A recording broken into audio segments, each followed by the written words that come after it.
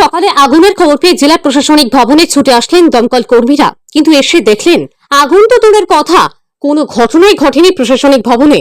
দমকল কর্মীরা জানান যে জেলা শাসকের অফিস থেকে ফোন করা হয়েছিল যে আগুন লেগেছে। তড়িঘড়ি একটি দমকলের ইঞ্জিন নিয়ে হাজির হয়ে যান দমকল কর্মীরা, কিন্তু সেখানে এসে দেখেন কোনো রকম আগুন লাগেনি সেখানে। তারা জানাচ্ছেন যে কল করেছিলেন তিনি জেলা শাসকের পিএ বলছেন।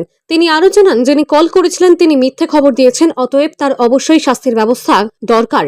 পাশাপাশি জানান সরকারি কাজে বাধা দেওয়ার অভিযোগে দৃষ্টান্তমূলক শাস্তি হওয়া দরকার।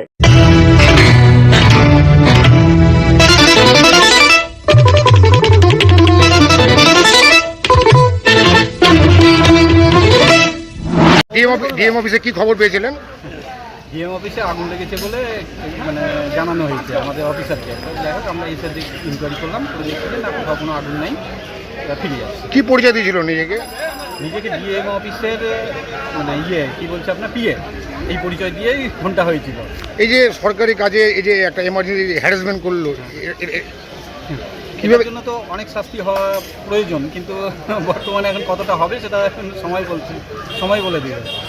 সে ফোনটা কোথা থেকে এসছে এখনো জানা যায়নি। না, সেটা আমরা এখন এই মুহূর্তে বলতে পারছি না, কারণ আমাদের অফিসারকে যে ফোন করবে সেই। কি দেখতে পেলেন এখানে এসে? এখানে তো কোনো কিছুই দেখতে পেলাম না। আমরা খোঁজ খবর করলাম এবং সবাইকে জানালাম যে কোথাও আগুন লেগেছে কিনা। তো দেখে বললো যে না, কোথাও আগুন লাগে। আপনার নাম? আমার নাম বিপ্লব বসাক।